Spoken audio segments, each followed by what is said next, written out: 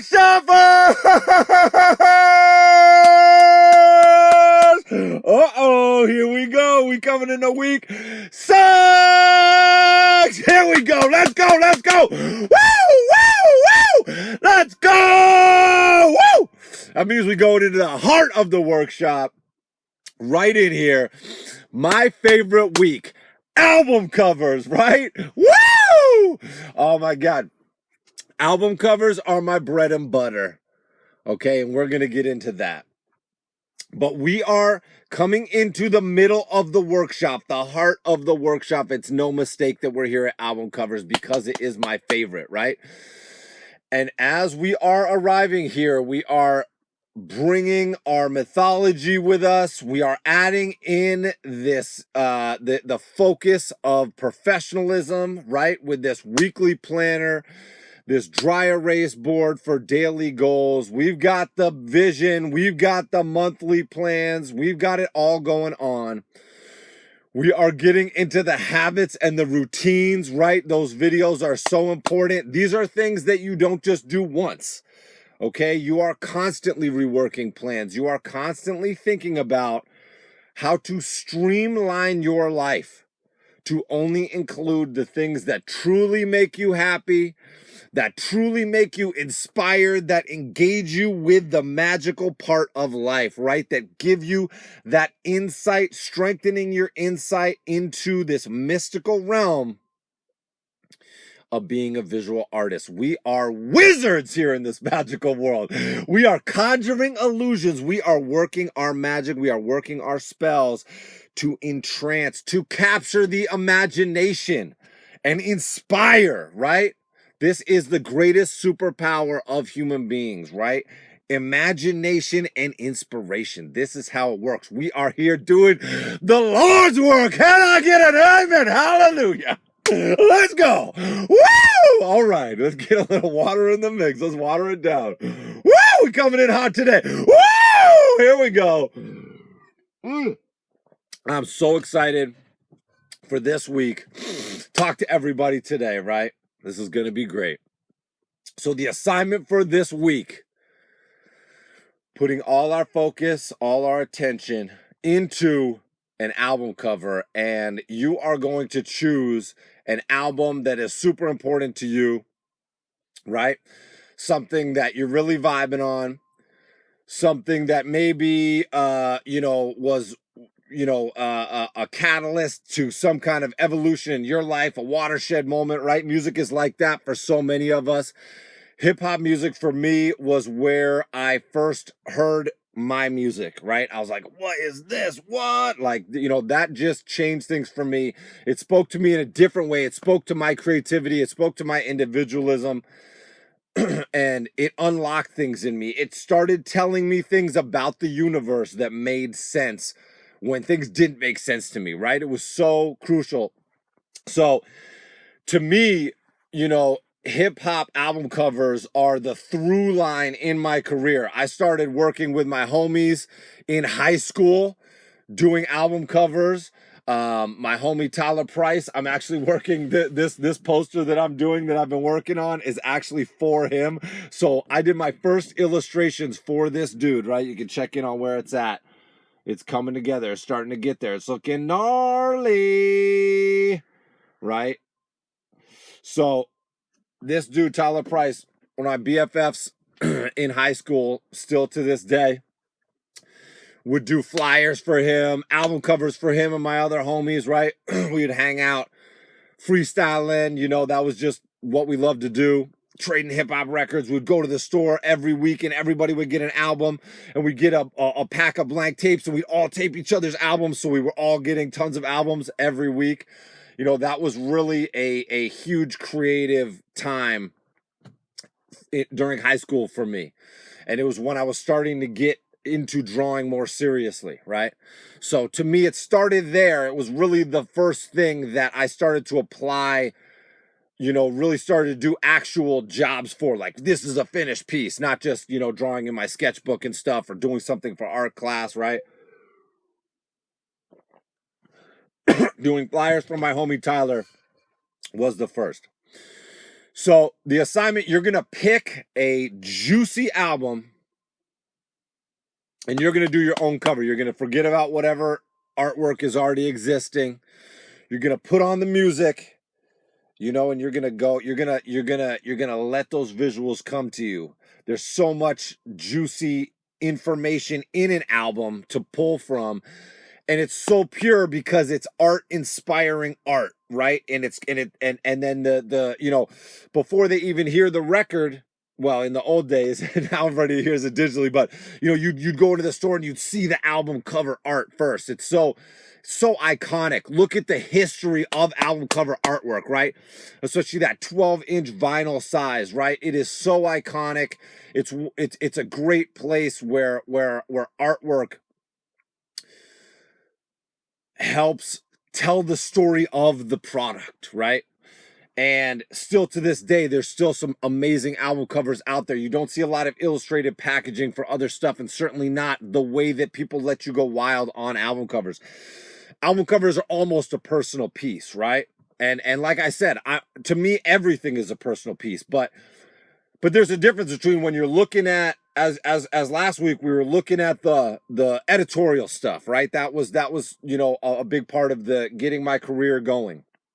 But the heart of my career has really been album covers. That's really where I showed off my skills. That's where I always come back to showcase where I'm at. My best work, I think, if you're saying piece for piece, my best work is done in the album cover world, right? And when you're talking about the raw trays too, I mean, those are like album covers, right?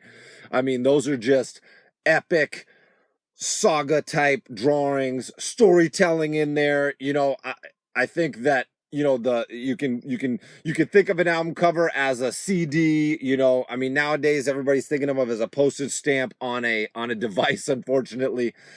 But if you think about that 12 by 12 area that you have to showcase what you got, there's something so beautiful about that. So let's see those juicy album covers. You can have just the cover. Okay, we want the name of the album on there and the name of the band for sure, right? Don't just slap that on at the last minute. Think about it. Where's it going to be? Work it in, right? And if you want to get crazy, you could do the back cover. You could do the songs listings. You could do a fold out. You could have inside stuff. You could have disc artwork. You can get as crazy as you want, right? Be ambitious as you want or keep it as simple as you want, okay? Album covers, as you look at the history of album covers, also think of the design aspects of it. If you're someone that, you know, there's nothing to say that you have to get sucked into this thing of complicated pieces and all this stuff. You could still make it work with a great iconic design. It can be simpler. It can be clusters of detail balanced out with open simplicity, simply designed spaces, right? There's more than one way to do this, okay? As they horribly say, there's more than one way to skin a cat, right? Where did that come from? All right, so let's get into it.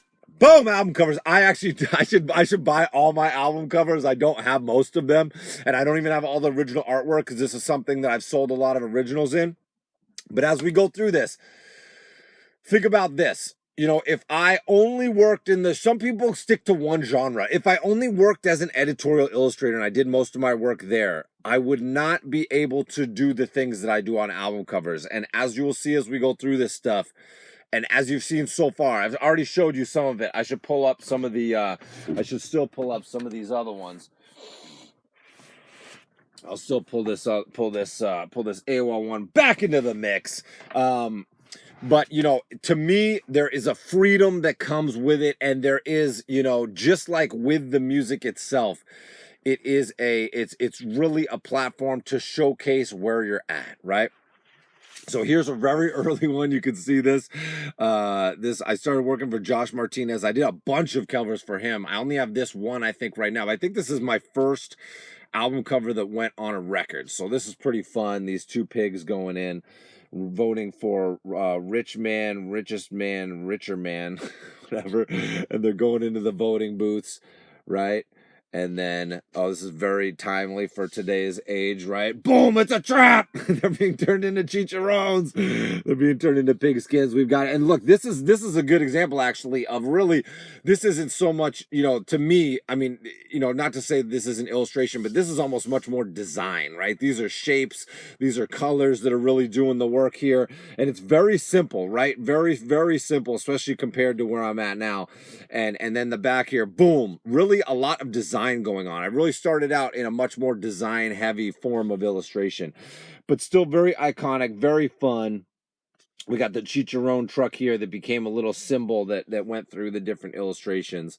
As I did 3 or 4, I did actually do a logo for their record label too. And this was an example of, I went to a Josh Martinez show, had shirts in my backpack, had my portfolio printed out in a binder with vinyl letters on it that said Go Shrimp. I would dress them up, go down to the office supply store and buy whatever stuff would make me look as professional as possible, which was very amateur, and I love that. Totally doing it my own way. And I went to the show. And I sat there, with my homie, for sound check, and sitting at the bar. Josh Martinez was at the bar, and I was kind of nervous. My buddy was like, "Don't just stare at him, go talk to him." This is one of the first times I had done this. And I went over and I said, "Hey, I'm such a huge fan of yours. I'd like to give you some shirts of mine." I gave him and his manager both shirts. And I said, "I would love to work with you." And he's like, "Cool, we need some logo stuff." And I was like, "Dope." I was like, how does, a couple $100 sound or whatever, right? I was just getting, kind of, you start out, at the lower echelon. And we worked it out. And then I met him at his next show. This was somewhere more towards Santa Cruz. And then I think his next show was up in San Francisco. I was staying with my homie. We went up and met him at the next show, showed him sketches at the next show. Got that money for it, and went forward and did the logo. I think that's the first thing I did, was the logo for them. And then I started to do album covers, and I did 3 or 4 album covers, probably got up to, maybe, I don't know, $300-$500 for album covers. That, I was doing it for, maybe 2 or 3, and then trying to get up to 5, right? Now my minimum would be 1,000. Really, I'm trying to get more like 2,000 or 3,000 for any kind of job that I'm doing, but it's a slow build. It builds up. You don't want to undervalue yourself, but if you price yourself out, you're going to get a lot of no's, right? Especially depending on what your clientele is. If you're walking in and trying to get a lot of small indie clients, that couple $100 range is going to be a good place to start, and then build it up, and you will attract larger clients, right? All these things go out in the world, and that's why you want to do your best job with them, because they are your greatest advertisement for your business, right? Here's another simple one, Gelrock Laws and Flaws, right? This was actually a smaller piece. I'll show you. I got the original of this. I blew it up, and this lettering was his. He said, leave the lettering off. I got that already, but just this real simple image. 2 front head, back head, smoking, blowing out, and this weird kind of DJ guy on his head, boom, and this little third eye. Again, very simple, very iconic type of designs. Black and white. I mean, this is basically a black and white piece. Almost same with the other one, right? I was talking about Ems with this, when she had that great dragon in black and white and red, and she was like, I want to finish coloring it. I said, finish color can be black and white and red. I did a lot of work like that in the beginning, right? The next one, we're jumping right forward to this MF Doom cover, right? This is the, one of the pieces I'm most known for, right? Adventure Time, this album cover, and the Raw Trays are the things that people know me for most. But to get to those things, I did all, I only showed you 2 album covers here, but trust me, I got a lot more. We got stacks and stacks, and there's so many in between here. This is post Adventure Time, actually, and this is a really fun one. Actually, maybe we should come back to this. Let's come back to this. Let's get into some of these and work up to it. So, boom, there's the Laws and Flaws piece, right? You can see very simple black and white. Probably took me 2-3 days to do. Probably made $200-$300 on that. Okay. Here's another one for the same client. A lot of people I do album covers for, repeat customers, right? Here's the cover. This is a fun science fiction type of album cover. And they're not, usually I don't really get much direction. Usually people give me the album and they say, do your thing. And if people try to give me too much direction, I say, I will take what you what you're, I'll take your ideas into the mix and blend them into what I'm going to do. But the best work, the pieces that you saw, that you liked, that came to me so that I would do some for you, the way I do that work is you let me do my thing, right? That I have no problem telling people that, because that's going to get the results that we all want, right? You need to be confident and take the lead with clients. If you leave it up to them, then they're going to lead you, but you're the artist. They came to you. If they knew how to draw, they wouldn't be hiring you, right? Remember that.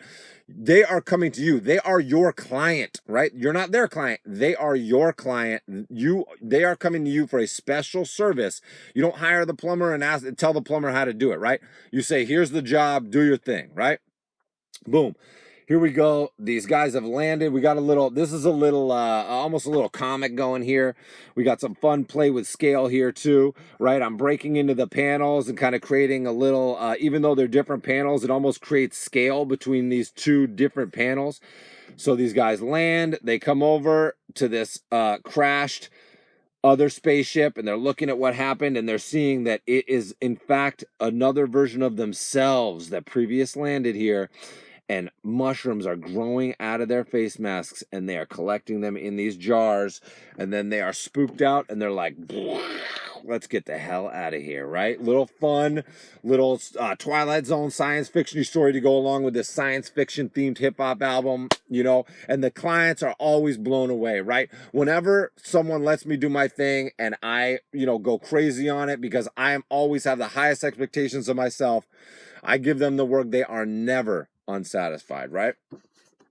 Here's another one that actually went unused. Hesitation Wounds from this hip-hop guy called Sleep. I guess there's like a super heavy metal or a hardcore band called Sleep, but that's not that. But this dude, and to me, Hesitation Wounds went right back to me, falling / jumping off this cliff and being broken on the rocks, breaking my feet, all this stuff, bringing that personal mythology into it, right? And I love sharks, so I brought sharks into it. This guy's broken on the rocks. You can see this is when I started getting more complicated with my colors. And you can look at all this stuff. You can look at basically, I don't think I have every single album cover I've done on my website, but like 90% of them, and you can see them all colored on there. So go on there and check it out. And this one, I was backing off the spot blacks for this because I wanted to just fill everything with color. And then eventually I kind of go back and I kind of work the spot blacks in, but you can see there's different phases here. I'm still doing a lot of these markings that are almost like linoleum markings with the brush. This guy's broken on the rocks. His bones are broken, and the shark has taken his leg. And then here's the back cover, and the shark has let go of the leg, swirling blood underwater, and the shark's taken off, right? Fun way to tell stories, front and back cover, right? And we see sometimes I have 3 panels to tell it with. Here's one for the Shapeshifters, another unused one. Not all these get used, right? This was one I actually did for free. I heard they were doing a new album. I love the Shapeshifters. Homie AWOL is part of the Shapeshifters. And, I connected with him through Josh Martinez, right? One thing leads to another. A lot of these underground hip-hop communities are very tight. And once you start working for somebody, you can have opportunities to work with other people too. This is one of my favorite pieces, starting to get very mysterious and intriguing here. We got these 2 guys sitting around a campfire. This guy's like a cannibal, boiling bones in here. He's got a broken wrist, right? Again, personal mythology in there. He's smoking a cigarette. To me, personal mythology, I always wanted to smoke cigarettes. We would always sit around. My friends would always smoking cigarettes. I would smoke one once in a while, but just it never caught on with me, right? But I think it as a visual, the cigarette, the smoking is so cool. So later on, I got into pipes, which I've since dropped because my dad has had some bad cancers and stuff, but the swirling smoke, so iconic, such a fun thing. This guy's actually blowing out a smoke mask, which I absolutely love. I love the idea of a blood mask and a smoke mask, right? Blood mask versus smoke mask would be awesome superhero battle. This guy's got a gun. It is too smoking. This guy's been shot in the chest, smoke coming out of there, blood dripping down into this underground stairway going down. Someone reaching up out of this stairway, right? Look at all this visual storytelling and visual pathways, right? When we talk about pathways, it's not just literal pathways, it's conceptual pathways, right? It's this guy has the gun, this guy has the bullet in him, right? That's a pathway. The blood is a more physical pathway, right? And then it's leading back up. Instead of just having it lead you down this staircase, I also lead you back up with these arms coming up, right? Circles, visual pathways, right? Conceptual pathways. These trees coming around, smoke on the trees, super fun. He's been grubbing up. This guy's got a Walkman. I wore a Walkman absolutely everywhere, still do. Now it's an iPod, but I got the because I don't have a cell phone, I carry the iPod with me. I always got the headphones on, right? That's been a hallmark. I graduated high school with headphones on, right? That's my trademark. This is the back cover here. Let's see, which way does it go? It goes this way. This is a nice panoramic. Sometimes they're separate panels, sometimes they're a panoramic. This is a nice panoramic. On this side, there's a couple of ladies here. One is giving birth to these reptile eggs, the shape-shifting reptilians coming out of there. This girl is laughing out this cloud of smoke, cigarettes falling down. This is like this crazy bird skeleton character, and he's got a Little Red Riding Hood cape on, and he's got the cigarette in as well, and just a drop of blood dripping out of his beak, and this girl's just drinking that blood.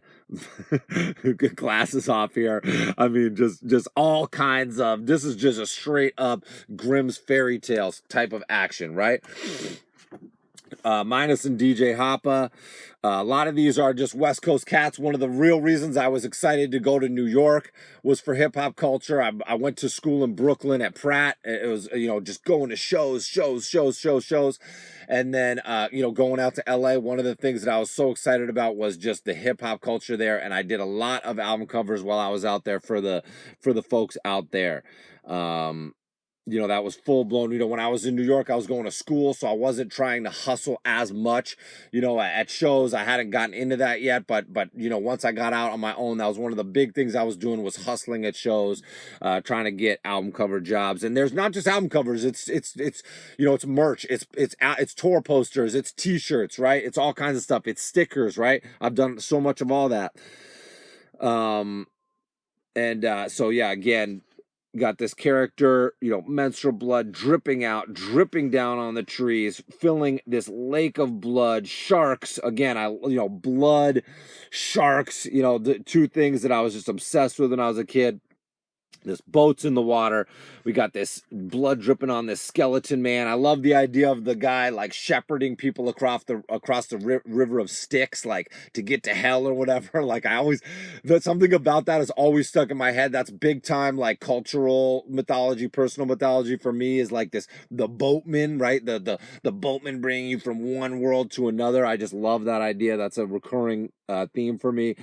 And this guy coming with this net and this he's got like some kind of helmet on, some kind of knife, she's got this fishing rod with the headphones on it, and this snake, face off here going, cigarettes just blazing, just themes. When you look at my work, there are reoccurring themes that really create that sense of mythology in the work, and the identity of an artist, right? You don't always have to use it. It's not always there. It's not a crutch that I have to put in. It's something that I'm always expanding upon, right? There's another one. But you're always trying to create tension, right? There's the mystery, there's the intrigue, there's the danger, there's the tension, right? All these elements, you're always trying to create tension, right? Storytelling is tension. It's something about to happen. Something just happened, right? Like I said, when you're doing this right, you're wondering what happened before this, what's about to happen afterwards, what's happening around the edge of these illustrations, right? These are all things going through the viewer's mind. This one's a Little Red Riding Hood. Again, I love the idea of like working fairy tale mythology into stuff. This is like a Red Riding Hood character. and this big bad wolf character, and this weird like intestine snake thing, right? Again, this I love the idea of the snake being the icon of the devil, right? You see a lot of snake stuff in my work. The snake face off again, and this knife right here. There's an upside down Bible, and this knife being dipped in poison right here, and one knife is in the eye already of this. We got some cartoon stars up there. This other hand is slitting the throat of this creature, and the album is Better Late Than Never. It's coming out, and this is actually one of my favorite children's books is by Mercer Meyer, and it's called One Monster After Another, and it's this book where this girl writes a letter and puts it in the mailbox, and then one monster eats it, and then one monster eats another monster, and like the letter keeps traveling through this crazy world through all these crazy monsters. And so that I don't know why, but that's totally where this letter came from, the idea of this letter, right? Pulling from stuff that sticks in your mind, right? Personal mythology can be anything, right? But it's stuff you're putting in little symbols into the work to supercharge them with the magical energy of your life, right? The unique experience that you have. That's the essence of it, right? All right, this is a great one. The Great Depression, Common Grackle. This is my homie Factor. Done a lot of album covers with him that we're going to see. So we see the cover here, this guy on an island with this odd fruit tree, and he's got this smoking gun, the Great Depression, boom, we see this other side of it is totally tragic. There's been this, it's like almost like the Titanic going down out here, and these two survivors, we got a dead body here. These two survivors have almost made it to shore, but we don't know why, but this guy has just taken it upon himself to stop that progress. Boom, shot the mom through the neck, boom, into the father's face. Terrible tragedy. We have no idea what is going to happen to this poor baby. But this is truly the Great Depression, right? This is kind of an emo core hip-hop beat album. Another one for my man Factor, Cam Graham and Gam, Party Till Your Body Stops. This is an amazing album. All these albums are great, by the way. You can look them up on Spotify. These are all bangers and just a fun party album. We've got scale going on in here. We've got some little party ladies and some big party dudes. These are the three. There's the producer Factor and the two rappers. He's got a bong behind his back here. He's got a wristband, a little balloon. Cam the Wizard. He's got a wizard hat going on. You can see a lot of these markings. Keep going from that linoleum style. He's got the broken foot. He's got a space diaper on. He's bandaged up. He's bleeding. We got a little space base down here. We've got another lady partying up here. We've got a bong on his head. He's got this crazy old cell phone. He's got like this pinky ring. We got another lady partying here. We got the 40 ounce. We got the briefcase full of turntable and stuff here. Just fun stuff. The pipe going, right? Just fun stuff. And then on the back here, bam! We got this lady giving birth in space. Ooh, the umbilical coming around. She's gonna hug the baby, right? Boom, love it. Oh, one of my favorite albums that I did for and a great one, The Returners, Break Up Your Makeup, kind of this gothic horror hip-hop album. Tumex is one of my favorite rappers, and there's a project with him, a couple people from the Shapeshifter crew. Again, like a lot of these albums, a lot of the people on these albums are connected, right? Going to shows, talking to these guys, becoming friends with them, hanging out with them, getting more work from them. These are probably all in the realm of, I was probably trying to get $500 for most of these album covers, right? And again, they're probably taking, these ones probably taking me anywhere from 3 to 7 days, right? Not a whole lot, not super long time. And this is, this girl is shooting herself in the chest, making a blood-shaped heart on the tree, splattering out, also hanging herself, also slit wrist, right? Triple suicide, and then reaching for this bloody heart chalice coming out from this bird creature again, coming up from this bloody coffin, other people reaching up out of it. Who knows what's going on here, but it is gnarly. It is bloody. Signature Ghost Shrimp piece, right? I was always getting busted up as a kid, blood pouring out. This is just like rough and tumble. This is what makes sense in my world. Okay, here, let's get this light out of here. All right, bam, Josh Martinez in the Sex Buffet. This is a super sexy one. What do we got here? We got the KY going. These ladies are coming in. This lady's got the condoms. This lady's got the pump. This lady's got the doll, right? They're all coming on him. She's got the cigarettes. This kid doesn't know what to think. Look at the simplicity of this. Still, look at now we're getting right back to this black and white design. This is really a black and white piece before I color it, right? Boom, coming back. Boom, you can really start to see, especially this other half of it, very much black and white. This is another panoramic, right? You can do separate panels front and back, or you can make it a nice panoramic. And they're just coming. She's squirting out milk. She's got the gerbil tube. I threw in my own fire-breathing cobra. God knows what's going to happen there. We've got handcuffs coming, and we've got a sheep coming down the hill. This is a wet, wild, slippery old time for Josh Martinez and the Sex Buffet. Right? Repeat, probably did 4 or 5 album covers for him. There's another Factor one, and I did 2 for him and Kay the Aquanaut, called Nickelodeon Ethics. And that is a Nickelodeon. It's like this self-player piano thing. And, using my trick of kind of unexpected, mixing the expected and the unexpected. Kay the Aquanaut, he's got diving gear on, but then he's in the desert with these pyramids. But there's sand sharks in these pyramids, right? And they're pulling someone down into a pool of blood here, right? I love sharks, just obsessed with sharks since I was a kid. Since I saw Jaws, just totally disturbed my mind. And every time I'm in the water, I think about sharks, just super obsessed with sharks. Show up a lot in the work. And that's the diving flag. And he's just all geared up. He's got a little Band-Aid on him, right? We don't have any broken bones yet in this one, but he does have a Band-Aid on him, and he's got a squirt gun. And then that's actually pee-pee in the squirt gun. That's a trick kids use to put pee-pee in the squirt gun and go after each other with it. There you go. You can see that in the colored version. And he's got weed smoke coming out of the snorkel, and just a big old puff of smoke coming out. That's super fun. Another one here, his next album, Waterloo, all about kind of overthrowing these imperial empires.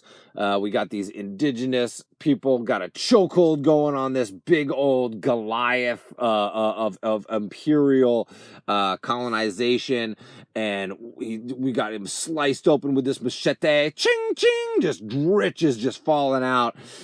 This kid's up close. This is kind of a dynamic composition. Kind of coming from here, all the way back.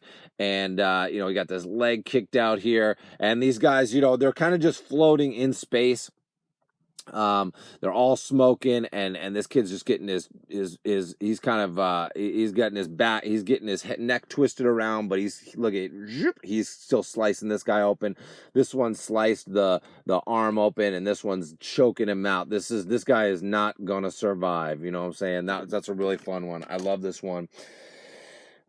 Here's a really good one. This actually is an example of very simple illustration and getting some design elements in there. This is called The Shadow that Took Shape, and he added in the text right there. And again, just literally, a lot of times riffing off of the name of the album is fun. And this dude did the album he said he went off to this remote cabin and kind of made it there. So I took that idea and just projecting this shadow across the whole terrain as a nice graphic element, and this shadow just getting fucked up. Again, I love the cloak, this Red Riding Hood type of cloak. I don't think it's red here. I think it's maybe purple. I can't remember. But yeah, this one's very simple, snowed in, snow tracks, just a little bit of fun storytelling there, but very iconic. This is more of an iconic piece rather than fully illustrated, right? Less things going here. And this guy this is the one time that I had a hard time getting paid for the job, and I'd actually worked for this guy before, and I was trying to track him down for $500, and he just kept putting me off month after month. It's coming. And normally I always get the money up front. Especially when you're working with civilians. If you're working with big companies, like the studios and stuff, they don't usually pay up front. They usually pay like weekly or after the job is finished. But with civilian jobs, I definitely, you know, try to get at least half the money up front. If it's a new client, maybe I get all the money up front. And also, one thing I forgot to mention to this point, but super crucial, right? Along with signing each piece very legibly with something unique that people can type it in. Another thing I want you to remember is when a client emails you, anybody emails you, says, "We love your work. We want you to do this stuff." The message back is very simple. This project sounds fun. What's the budget and the time frame, right? Very simple. That sentence is going to help you tremendously. Always figure out the budget and the time frame for the project and have agreed upon that before you go any further. Don't do sketches or anything like that until you have worked everything out and hopefully have gotten half up front, right? I say, hey, once I get half up front, I'll start the sketches, right? Boom. And then I'll show the and then I show the sketches, you know, whether it's, you know, whatever, you know, like I said, a good practice to do 3 different sketches. Client picks one. Okay, great. You know, in a week or 2 weeks or whatever the time frame is, you know, I send them I show them the final, and I say, you know, I'll send you the file once you can send them like a preview size file, like a low res file or something like that if you want to, and say, you know, I'll send you the high res file once you pay the balance, right? And that usually works like a charm. With this cover, for some reason, I think my man was just going through some hardships or something, but he wasn't being straight with me. He was saying yes, but then he was ducking me and not paying me. And eventually I had to go to the label, and I had worked with Daddy Kev, who ran the label before, and explained it to him, and he tried to talk to him. The kid still didn't pay up, and I just stayed patient and I just stayed persistent. And then I went back to the label again and said, he's still not paying me. Since you have a business relationship with them, what do you think about paying me out for this album that you're going to put out, and then you guys can work it out with the money that you're transacting? And he said sure, and I got paid. Boom, it was good. But yeah, I've had really good luck. I've rarely had even troublesome clients, and I always get paid, you know. But again, it's about making the work, making the work that you love, and it's very clear what you do, and it's very clear what the client is hiring you to do, right? I make my work in a way that it is